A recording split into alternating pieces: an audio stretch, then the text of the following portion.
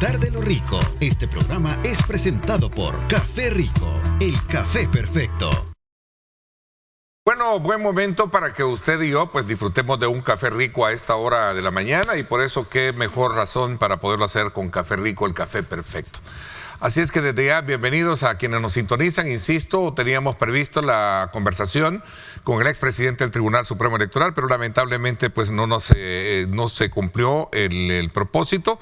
Desconocemos las razones y esperamos pues haya una explicación al respecto en relación a este citatorio no cumplido esta mañana. Pero bueno, nos acompaña acá el presidente de Economipe, Paul Steiner, con quien vamos a hablar acerca del apoyo que se tiene a un sector tan importante de la economía nacional como es el sector de la micro, pequeña y mediana empresa. Bienvenido, ¿cómo estás? Gracias, Ernesto, qué gusto estar aquí contigo otra vez. Tengo tiempo de no estar aquí en tu programa y te agradezco muchísimo la oportunidad. Siempre es oportuno y sobre todo también conocer cómo se está haciendo el énfasis de una política de atención a un sector tan importante de la economía como son esos héroes anónimos, a quien así les llamo héroes anónimos, porque son los que sostienen ese pilar fundamental de esa economía que tú la ves ahí, que es precisamente la que se mueve a diario, ¿cierto? Sin duda alguna, y el presidente Bukele es el primero en decir que un crecimiento económico para el país que no incluya a los de abajo es insostenible, y estamos viendo ya una gran cantidad de actividades. Solo para darte un ejemplo, el tema de la política de integración económica de la microempresa que se firmó por el presidente el año pasado, en noviembre, ya comenzó a dar frutos. Estamos viendo, por ejemplo, el tema de las sociedades de acciones simplificadas, que lanzó el CNR en, creo que fue febrero, si no mal recuerdo. Desde que se lanzó esa ley, ya tenemos más de 1,000 inscritas. ¿Y qué significa eso? Esa es la oportunidad tremenda para que la micro y pequeña empresa establezca su personería jurídica sin ningún problema y sin ninguna complicación. En 4 o 6 horas están listas. Eso es increíble. Y estamos viendo un crecimiento tremendo y no un decrecimiento en el lado de SADCB y IRL. Están también creciendo. Lo importante es que parte del proceso es ir profesionalizando a las micros y pequeñas empresas para que ellas puedan participar de lleno en la economía, y eso es lo que se está haciendo. Ahora, cuéntanos un poquito, sobre todo cuando se trata de ver el encuentro nacional de autoridades locales electas, que creo que es un tema muy importante que contigo lo hemos abordado, sí, bajo el énfasis de saber de que allí en los, digamos, en los municipios, distritos ahora, es donde encontrás una dinámica de economía que es la que mueve, digamos, aquello. ¿Cuál es el objetivo principal de ese encuentro nacional de autoridades locales? Cuéntanos un poquito, ¿y en qué consiste todo esto? Comienza con un reconocimiento de que no existe una economía nacional. La economía nacional es la sumatoria de todas las micros, todas las economías locales. Entonces, para poder lograr en macro, tenemos que tejer en micro. ¿Y eso qué significa? Tenemos que ir a ver cómo desarrollamos la economía local de cada distrito, cada municipio. Y el dueño del ecosistema económico municipal es el alcalde y su consejo. Entonces tenemos que ir trabajando con esas autoridades locales de tal manera de que ellos reconozcan que tienen una responsabilidad extremadamente grande para estimular el crecimiento económico y para crear las condiciones en cada distrito, cada municipio, para que la micro y pequeña empresa, bueno, todas las empresas, porque aplica también a las medianas y las grandes que están ahí, para que logren establecer un crecimiento económico, un desarrollo económico. Al final del día, si te pones a pensar, con todas las mejoras que el presidente ha logrado en seguridad, una de las cosas que estamos viendo, y esto lo comprobó una empresa amiga de Economipe que hace censos para las marcas de distribución y distribuidoras grandes, él acaba de terminar el censo en de 2023 en noviembre de tiendas de barrio, tiendas de colonia. El censo previo que había hecho era 2018. A nivel nacional estamos viendo 24% de crecimiento en esos tipos de negocio. Y esos tipos de negocio le dan la última milla a todas las marcas grandes, a todas las telefónicas, a muchos bancos, porque estas son corresponsales. Entonces, tenemos que reconocer que hay un crecimiento tremendo. Solo Apopa, para darte un ejemplo, que estaba asediada por pandillas y ahora está liberada gracias a las estrategias del presidente Bukele en seguridad, 228% de crecimiento en tiendas de barrio. El reparto La Campanera, 319%. ¿Qué significa eso? Más y más personas están sintiéndose libres y con la oportunidad de invertir sus ahorritos. Es interesante ese punto y voy a detenerme ahí porque vamos a tocar una fibra sensible de esa realidad triste que el país ha vivido, que es el acoso delincuencial. Exacto. Que no solo traza ese cuadro trágico digamos, de extorsión, opresión, de miedo, sino que a veces hasta de muerte que hubo cuando no pagaba la extorsión. Pero te recuerdas cuando comenzaba a venir yo a tu programa, pero ya bajo un tema de corrupción y problemas de democracia. Hablábamos de gente que contaba historias que los pandilleros dormían en su techo. Esa gente no se sentía libre para invertir sus ahorros. Es interesante. Ayer, por cierto, tuve la oportunidad de conversar con un gran amigo de años y él es un emprendedor, él es un empresario, él tiene su taller y me decía, bueno, le hacía la pregunta, ¿y ahora cómo está aquí en el sector de mexicanos? Y me decía, ¿cómo está la situación por ahí? Pues mire, bien, me dice, hoy ya no tenemos ese problema como lo teníamos antes. Solo tenés que ver en la calle, cualquier calle. Estaba otro amigo ahí, voy a contar esto para de alguna manera hilvanar a lo que quiero llegar. Y decía, antes en el mercado central, llegaba alguien a trabajar, te llamaban de tal líder pandillero, mandámela al penal tal, porque si no, pues te vas a llevar. Increíble cómo tenían el control. Pero ahora, a donde quería llegar, perdón. Ahora, toda esa fuerza, todo ese estado emocional se vuelca precisamente a emprender. Totalmente. Se vuelca a inyectar ese capital a la oportunidad de superarse. ¿Por qué? Porque se ve reflejado eso y a eso quería llegar. Esta gente ¿Cómo había se ve sido reflejado oprimida? eso cuando tú haces un encuentro nacional de autoridades locales electas para decirles, miren? Es que esa es la belleza de la situación. En mayo, recién entrados los alcaldes nuevos, tuvimos un encuentro ahí en el círculo, el club militar, el círculo militar. Alquilamos un salón y invitamos a todos los alcaldes electos. Me llegaron casi todos. Y junto con David Rival, que es el director ejecutivo de la Asociación de Desarrollo y Diseño de Nación, hablamos con ellos y hablamos con ellos sobre ese tema de desarrollo económico local. Cómo pueden aprovechar la situación que ahora tenemos, donde hay mucha más seguridad y esta gente que antes había vivido oprimida. Bueno, hablas con Alejandro Guzmán y él primero que te dice, gente de las Margaritas nunca habían ido a la Campanera y la gente de las Campaneras nunca habían ido a las Margaritas. ¿Por qué? Porque Suduy los delimitaba para otra pandilla. Era risible pensar eso antes, sí. Pero el presidente Bukele rompió todo eso. Y estos trabajos que se han hecho en salud durante la pandemia, con educación durante estos 5 años y en el tema de la seguridad, se han vuelto las fundaciones para el edificio de desarrollo económico que estamos trabajando ahorita. Y estamos viendo un incremento dramático en emprendimientos, estamos viendo un incremento dramático en gente que ya tienen empresas micros y pequeñas y están participando en las incubadoras y las aceleradoras de CONAMIPE para escalar sus negocios. El primer termómetro al cual se enfrenta una política pública, una política de apoyo a sectores como bien los hemos identificado en esta primera etapa, es localista, es la autoridad local, ¿no? Tiene que ser. ¿Qué te expresan los alcaldes? ¿Qué te expresaron? ¿Qué necesitan? Voy a hablar de esto cuando regresemos, ¿te parece? Gusto. Vamos a una pausa, gracias por estar con nosotros. Son las 7:29, pausa y volvemos. Qué rico disfrutar de lo rico. Este programa es presentado por Café Rico, el café perfecto.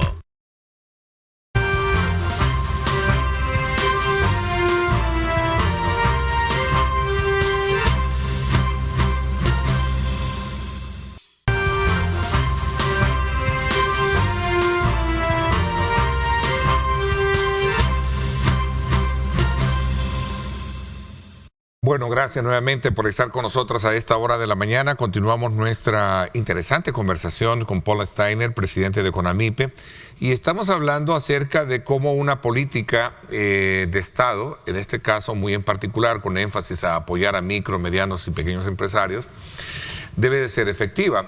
Y claro, cuando vemos y a la vez identificamos a un emprendedor o a un microempresario, lo primero que se enfrenta es saber qué es lo que tiene, qué le ofrece este municipio. En este encuentro nacional de autoridades locales electas, y de la cual tú dices tuviste una concurrida presencia de alcaldes electos, ¿qué te expresan ellos? ¿Qué dicen? Un gran compromiso. Creo que eso es tal vez lo que más hay que resaltar. Había tenido reuniones individuales con alcaldes electos antes del encuentro, pero en el encuentro algo que me quedó bien claro era un gran compromiso de parte de los alcaldes electos, tanto los que repetían como los que venían nuevos, de realmente querer hacer una gran diferencia en sus municipios a través de desarrollo económico local.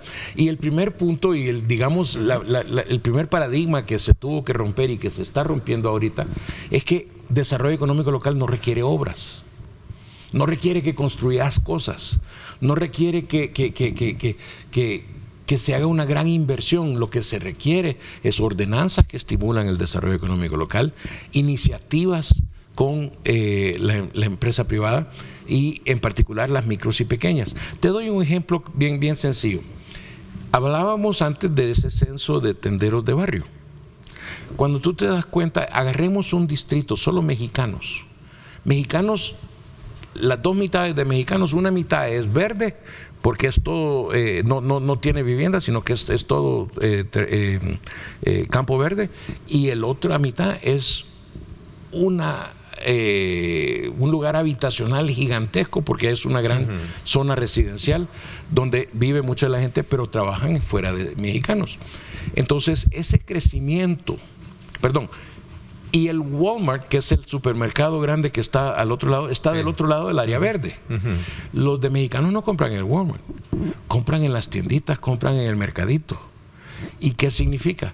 Este crecimiento está estimulando, el crecimiento de tiendas de barrio está estimulando esa economía local porque ya están generando mayores ingresos. Y eso significa que ya se está desarrollando ese municipio con solo la mejora en seguridad. El Consejo de San Salvador ahora tiene una gran oportunidad con el Distrito de Mexicanos de ir estimulando de mayor manera las actividades comerciales de esa zona. ¿Por qué? Porque tú normalmente te vas a 2 o 3 tienditas, porque no todas tienen suficiente, portafolio de producto para lo que tú necesitas. Entonces haces 3, 4, 5 compras porque no te cumplen todas con todo lo que necesitas. Pero ahora con el tema de asociatividad ya puedes comenzar a trabajar una actividad de unir a varias de estas tienditas en un interés común, y de 6 haces un mini super. Que significa que van a tener mayor poder de compra, van a poder comprar producto más barato, van a poder sacarle mejor margen, van a poder ofrecer producto más conveniente y más económico y un mejor portafolio, solo con trabajos de iniciativas por parte de la alcaldía y el consejo. Ahí es donde CONAMIPE le apoya a estos consejos en desarrollar sus estrategias de desarrollo económico local. Hablamos entonces que ese encuentro fue muy positivo como tal. Totalmente, y sigue. Porque ahorita lo que me vas a estar viendo es firmando convenios con varios de estos municipios en el camino para ese desarrollo económico local, acompañado por CONAMIPE, la estrategia de cada municipio. Voy a ir un poco a la practicidad para conocer esta, iniciativa de asesorar a vendedores del incendio que salieron afectados por el incendio del Mercado Central, y esto que los lleva, entiendo, a aplicar al fideicomiso, ¿no? Bueno, contame un poquito, ¿cómo está esta situación? Porque desde el día que salió la noticia a tempranas horas, que eran como las 4 de la mañana que salió, el equipo de CONAMIPE del Centro Regional de San Salvador se hizo presente en el Mercado Central para apoyar a la alcaldía y al Comité de Protección Civil Primero, para ver cómo se le asesoraba a estos vendedores que estaban perdiendo, en muchos casos, todo lo que tenían. Entonces, la idea era ver qué necesidades tenían y cuántos, y tratar de cuantificar ese daño que había por el incendio. Y junto con la alcaldía hemos ido trabajando esa información y reuniéndonos con los vendedores, muchos de los cuales, gracias a Dios, no perdieron todo, pero hay otros que sí perdieron todo. Entonces hay 3 prioridades ahí. La primera es buscar una manera de que ellos puedan reiniciar sus negocios y reiniciar sus ingresos, porque esa es prioridad. En muchos casos todos hemos oído esa frase de que si no trabajo no como.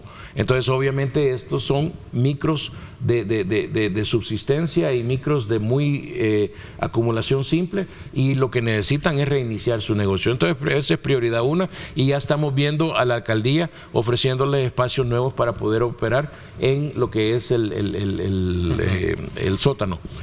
Segundo, ver cómo les ayudamos a hacer su tramitología, porque el nuevo lugar, especialmente los que son de carnes y otros alimentos, van a necesitar sacar sus nuevos permisos y establecer sus áreas en la nueva zona, de tal manera que sea salubre y cumplan con los requisitos. Y tercero, no en ningún orden de prioridad, sino que las 3 son altas prioridades, ayudarles a encontrar financiamiento para poder invertir en eso. Entonces, ayudarles a preparar sus solicitudes para préstamos, y los que no tienen acceso a la banca, CONAMIPE tiene fideicomiso llamado FECAMIPE, que el presidente Bukele ha financiado para poder asistir a todo aquel que no, o que ha sido excluido por la banca y las cooperativas. Entonces, este fideicomiso es operado por el Banco Hipotecario, y los técnicos de CONAMIPE están ahí para apoyarlos a poder hacer sus solicitudes si han sido rechazados por la banca. A ver, cuéntame un poquito. ¿Este acceso a aplicar a un fideicomiso les permite a ellos obtener créditos? Sí, correcto. Es parte de la estrategia de inclusión financiera del presidente Bukele. Tenemos 2 fideicomisos. Uno que se llama... No es una indemnización, como en algún momento. Me gustaría que hicieras una aclaración, porque muchos FECAMIPE, ahí se estaban manejando que... FECAMIPE tiene 3 líneas de crédito, y son créditos. No son dinero no reembolsable, son créditos. ¿Por qué? Porque el empresario tiene que buscar una manera de financiar su capital de trabajo para poder invertir y poder reiniciar su negocio. Donde sea posible, hay algunos que han tenido seguros, esos seguros los van a poder reclamar y poder lograr cubrir el siniestro, pero en otros casos no tenían seguro. Entonces la clave está en ayudarles a conseguir ese capital de trabajo. Y FECAMIPE está ahí para apoyar a todo aquel que no tiene acceso a financiamiento en la banca. El otro fideicomiso, PROGAMIPE, está ahí para darle garantías a todo aquel que no puede sacar préstamos porque no tiene las garantías necesarias. Entonces, esta es una ayuda, o 2 tipos de ayuda, que el presidente Bukele ofrece a través de la ley MIPE para poder ayudarle al empresario, especialmente el micro y pequeño, para poder financiarse. Pero las personas que salieron afectadas, obviamente ellos, no es que se les está dando una cobertura, si queremos verlo al estilo de seguro por lo que tenían invertido, sino un financiamiento. Totalmente. La idea es ayudarles a conseguir su financiamiento para invertir en su negocio. Obviamente con facilidades, ¿no?, diferentes a las que podés encontrar diametralmente en el mercado. Que totalmente. Resultan a veces. Es más, acabamos de hacer un estudio con el Banco Hipotecario, y los intereses que cobra FECAMIPE son de los más bajos. FECAMIPE está operado por el Banco Hipotecario. Correcto. Y los intereses que cobra FECAMIPE están muy por debajo de las cooperativas y las microfinancieras. Entonces eso es un gran paso. Una gran ayuda para ellos. Esto traza un eje de apoyo también para los otros que han salido afectados, que por cierto seguimos un poco la línea de saber cuál es el fin último que ha tenido la gente, por ejemplo, del mercado San Miguelito y otros que han estado también. Correcto, y ya ves la gran inversión que se está haciendo en reconstrucción del mercado. Y he visto ya varios... Ahí se mueve mucho la economía, ahí está tu nicho de trabajo, ¿no? Bueno, uno de los nichos. Porque también hay otro mediano. En el caso del mercado San Miguelito, estamos hablando del micro, ¿no? puestos. Estamos hablando del micro. Micros y pequeños. Y pequeños, ¿no? Aunque seamos honestos, acabamos de recibir el censo que nos mandó la alcaldía, y aún dentro de los damnificados del mercado central Hay uno que me resaltó en su nivel de ventas, es mediana empresa. Entonces, obviamente... Porque hay de categorías a categorías, hay de todo tamaño. Ahora, todo esto obviamente parte de esa, digamos, proyección y horizonte que el presidente dijo en su, digamos, toma de posesión de este segundo periodo para levantar la economía del país, ¿no? Cuéntame un poquito más sobre el tema relacionado con estos talleres para la construcción de rutas de trabajo de la política de integración económica y otros planes que han estado desarrollando ustedes con otros actores de la vida económica del país. Poniendo el tema de crecimiento económico en perspectiva, hay que remontarse a lo que yo recuerdo, una de las primeras reuniones que tuve con el presidente Bukele, hasta antes de que él se volviera presidente, y me dijo: la obligación del Estado son el primer artículo de la Constitución, que son las 5 obligaciones claves: cultura, educación, salud, seguridad, justicia social, y el último, no en ese orden, bienestar económico. Y hemos visto en el último quinquenio exactamente cada una de esas 5 obligaciones del Estado siendo atendidas, y ahorita toca el tema de bienestar económico. Y ese reconocimiento de que el 95% de todos los empresarios del país le dan de comer al 85-90% de la población, nos da claramente la prioridad de que tenemos que empoderar a esos empresarios para mejorarle la calidad de vida y el bienestar económico a toda la población. Entonces, eso comienza por ayudarles a profesionalizar sus negocios, porque el 93% de todos los empresarios del país facturan menos de $2,400 al mes. Y eso significa que están en un rol de subsistencia. Y lo que necesitamos hacer es convertirlos fuera, sacarlos de subsistencia y meterlos a acumulación, donde están creando riqueza y generando ganancias con las cuales van a mejorar la calidad de vida de sus familias y sus empleados. Esa es exactamente la prioridad, y para eso la política de integración económica de la microempresa tiene 4 ejes principales. El primero es el marco legal, porque tenemos que asegurar que las leyes sean una ayuda, una agilización a la profesionalización y la formalización de estas empresas, y no un estorbo. Cosas como los umbrales de IVA, hace 50 años se establecieron y no se han actualizado. O sea, hay cosas así que tenemos que ir trabajando. Entonces, en eso estamos. Y hay una mesa de trabajo interinstitucional, más de 20 instituciones participando en esas mesas. Una mesa es sobre el marco legal. Y recuerdo, recientemente tuvimos una reunión con el Consejo de Vigilancia de la profesión de contabilidad, que son los que establecen los tipos de contabilidad, y ellos están ya trabajando en los nuevos esquemas de contabilidad que se le va a pedir a la microempresa, para no pedirle, o sea, no, una microempresa no te puede pagar $300 al mes por un contador y que $500 al año por un auditor. Entonces hay que irle simplificando los requisitos para que cumpla, pero que no los quebremos en el camino. Mira, sin duda alguna el tema relacionado con la carga tributaria tiene que ver mucho. Es que la carga tributaria es la última prioridad en lo que es formalización, y ese es un paradigma que se ha roto en este año. Pero es algo que también no se puede dejar de abordar cuando estás, digamos, planteando la necesidad de reactivar un sector importante, sabiendo de que es un peso fuerte, aunque de responsabilidad. Pero la gran mayoría no lo están pagando, no están pagando impuestos. Pero la idea es llevarlo a la formalidad, ¿no? En algún momento. ¿Sí? Pero su primera prioridad, la primera prioridad del gobierno es profesionalizarlos. Es interesante ese punto. Vamos a hablar de eso cuando regresemos, ¿te parece? Si no podés pagar los impuestos porque tu negocio no rinde, cobrarle impuestos al inicio los quiebra. Interesante. Siempre hay temas que definitivamente me fascinan. El tema de la economía, el tema de la educación son 2 de los grandes que a mí me encantan. 7:45 minutos, gracias por estar con nosotros. Regresamos.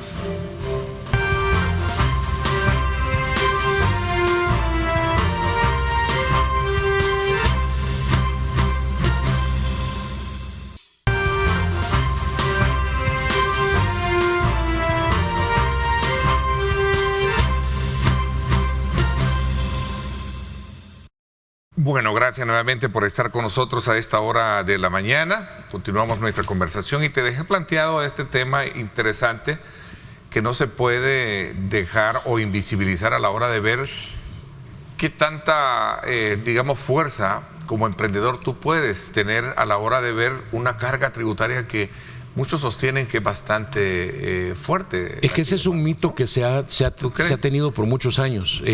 O sea, siempre era formalizarse es pagar impuestos, y no es cierto. Estas 20 instituciones que prepararon la política de integración económica de la microempresa el año pasado y que el presidente Bukele autorizó y firmó en noviembre del año pasado, que ahora ya es una política oficial del país, reconoce que la carga tributaria es una de las últimas prioridades dentro del proceso de formalización, porque primero tenés que asegurar que esta gente esté produciendo riqueza y generando ganancias. Cuando ya están generando ganancias y están a un nivel suficientemente alto para poder pagar impuestos, pueden comenzar a pagar sus impuestos. Lo importante es primero ayudarles con 4 cosas. El marco legal, que obviamente ya dijimos tiene que ser una ayuda y no un estorbo. La tramitología, simplificarle los trámites. La ministra de Economía ha hecho un gran trabajo en los últimos 5 años para ir mejorando los trámites, y ahora tenemos que asegurar que esto también le aplique a la micro y pequeña empresa. El tema de gestión empresarial. La gran mayoría de esta gente emprendió por necesidad, no por oportunidad, lo cual significa que en muchos casos hasta dejaron sus escuelas para ir a trabajar y poner su negocio. Hay que ayudarles con capacidad y conocimiento de gestión empresarial para poder mejorar el manejo de ese negocio. Y finalmente, y no por menor prioridad, el tema de inclusión financiera. Si tú no tienes acceso a financiamiento, la gran mayoría ni siquiera acceso a una cuenta de banco tiene. Entonces es sumamente importante que no le estemos creando un caldo de cultivo para el usurero. Tenemos que asegurarles que realmente tengan la habilidad de tener inclusión financiera. Aquí hay una pregunta que va concatenada a eso que tú estás planteando. Decía, ¿cuál es el efecto de apoyo que tenemos los microempresarios que, a diferencia de lo que puede ofrecer la banca comercial, deberíamos de tener mayores incentivos con créditos blandos y otras facilidades para trabajar, dice? Sí, y te doy un ejemplo. En el caso del Banco de Fomento Agropecuario han hecho un gran trabajo en apoyo al agricultor. Te doy un ejemplo. El enfoque en cobrar las tasas durante la época de cosecha, no la época de cultivo. Sí. ¿Por qué? Porque no tenés pisto cuando estás sembrando, pero sí cuando estás comenzando a vender la cosecha. Entonces, ese tipo de flexibilidad. En el caso de la línea de apoyo a empresarias femeninas dentro de FECAMIPE, el reconocimiento de que cuando tienen maternidad están sin trabajo por 4 meses. Entonces, reducirle las tasas durante ese periodo para poder ayudarles a sobrevivir el periodo de maternidad sin cortarles problemas. Hay una gran cantidad de ese tipo de problemas, pero una cosa que sí me gustaría reconocer y resaltar, todo préstamo de FECAMIPE, que es el fideicomiso para todos los que son excluidos por la banca, lleva un acompañamiento de un técnico de asesoría de CONAMIPE para ayudarles a manejar y mejorar su negocio, lo cual significa aprenden a aprovechar ese préstamo y realmente sacarle provecho.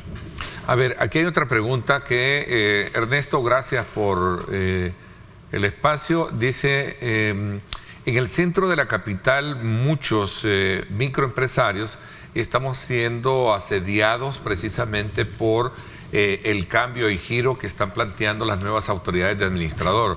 Sería bueno que el señor Steiner, tu invitado, dice acá, se refiere a ti, se apersone y pueda acompañarnos en esta situación que nos está poniendo en peligro el sustento de nuestra familia. La ley MIPE habla de fomento y protección a la micro y pequeña empresa. Entonces, una área de CONAMIPE está enfocada a apoyar en resolver los problemas que tiene la micro y pequeña empresa.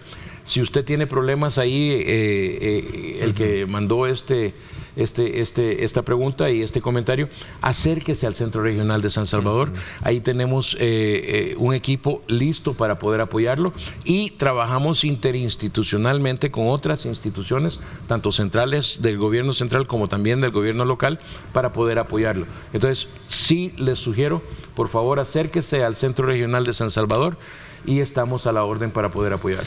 Ernesto, buenos días a tu invitado. Yo vivo en Estados Unidos y he buscado la oportunidad cuando he viajado de encontrar facilidades para hacer cualquier tipo de negocios, para montar cualquier tipo de negocios.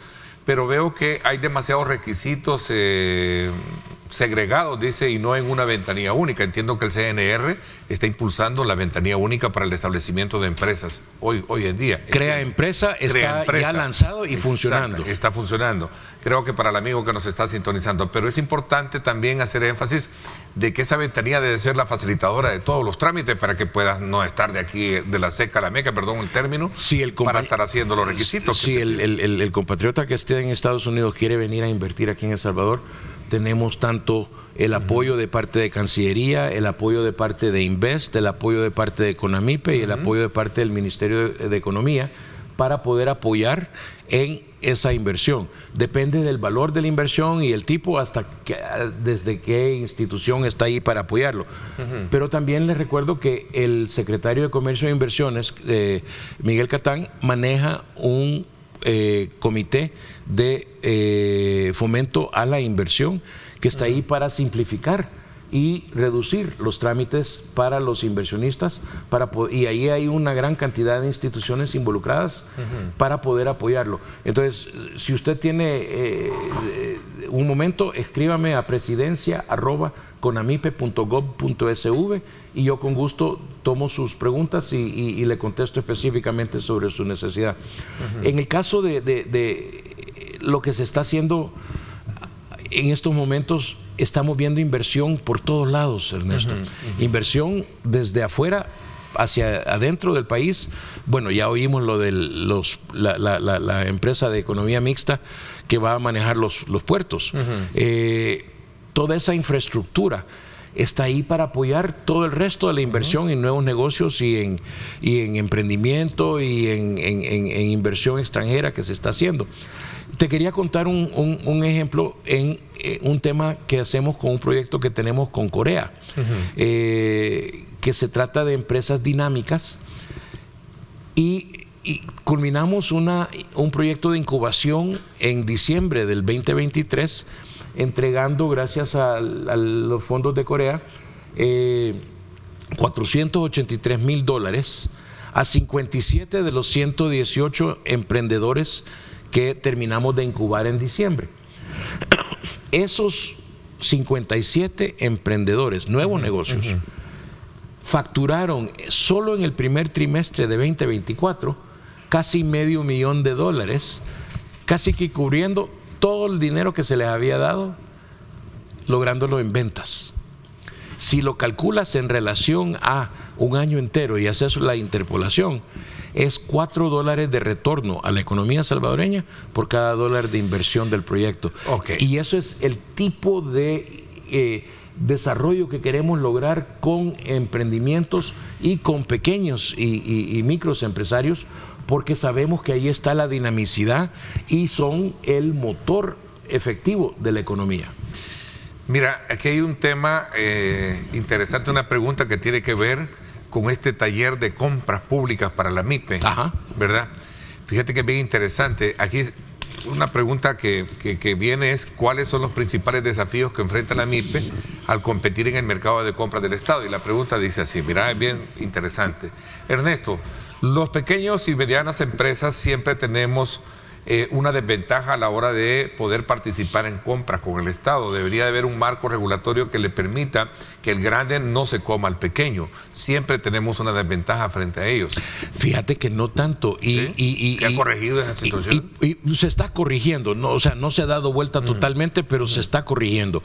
Y por eso este taller que se lleva ya frecuentemente junto con la DINAC, para poder explicarle al empresario, el micro y pequeño, cómo aprovechar las diferentes modalidades de compra que ahora vienen dentro de la ley de compras públicas. Nos permiten darle oportunidades tremendas al micro y pequeño. Te doy un ejemplo: la subasta inversa, que antes solo se podía hacer por Volpros, ahora se hace automáticamente dentro de las modalidades de compra de la ley de compras públicas. Y ahí cualquiera puede participar, con tal de que tenga acceso a una computadora. Ahí en el momento, con tal de que pase la evaluación técnica, inmediatamente se vuelve un sistema de pujas. Y al momento que se abre la subasta, usted comienza a pujar y el que mejor precio oferta es el que gana. Pero tienen que pasar la evaluación técnica primero. En el segundo caso están las compras por catálogo, que usted ya ni siquiera tiene que participar con licitación o con cotizaciones, porque su producto ya está establecido en el catálogo. Solo mira un ejemplo típico. Un sector de calzado súper fuerte que tenemos en El Salvador, y especialmente las micro y pequeñas que producen calzado, una de las áreas donde son excelentes es en el calzado industrial. Botas industriales para trabajo, etcétera, botas de seguridad. Todo eso usted debería estar buscando colocarlo en el catálogo del gobierno. ¿Cuántas instituciones del gobierno están comprando botas de seguridad industrial al nivel país? Tremenda cantidad. Y ahí usted nada más tiene el producto, es como comprar, literalmente comprar por catálogo, porque usted ya ni siquiera tiene que ir cotizando con cada institución. La institución se mete y compra directamente del catálogo y aprobado. Entonces, todas esas son oportunidades que usted puede aprovechar, y el taller que llevamos de compras públicas junto con la DINAC ayuda a que el microempresario y el pequeño entiendan las oportunidades que hay. Bueno, fíjate que me quedo con el sabor porque hay muchas preguntas bien interesantes. Siempre nos quedamos cortos. Siempre nos quedamos cortos, pero lo importante es, como tú dices, que se aboquen totalmente a CONAMIPE, ¿no? Ahí están, digamos, las puertas abiertas para apoyar cualquier emprendedurismo, ¿sí? Totalmente. Apoyar a cualquier emprendedor y sobre todo también ser facilitadores del crecimiento de ese. Y son los héroes anónimos de y las aceleraciones que hacemos también. Ya pronto vamos a nombrar el capital de trabajo que se le va a dar a un grupo que acabamos de terminar acelerando gracias a el proyecto de Corea también. Okay. Interesante, buenísimo. Te agradezco muchísimo. Gracias a ti, Ernesto. Un saludo a todos los empresarios del país. Estamos aquí para servirles. conamipe.gov.sv y, por supuesto, presidencia@conamipe.gov.sv. Cualquier cosa que necesiten hablar conmigo. Te agradezco muchísimo. Julio Valdivieso, el Pulso Ciudadano, esta noche no se lo pierda. Estará hablando con la diputada del Partido Arena, Marcela Villatoro. Esto será a las 8 de la noche por Canal 21, 9 de la noche por Canal 19. No se lo pierda. Gracias. Pásenla bien. Y como siempre, recuerden lo más importante, amar a Dios sobre todas las cosas. Lideramos el camino de la opinión pública y buscamos que la cultura del debate alcance consensos y soluciones a los problemas de nuestro país.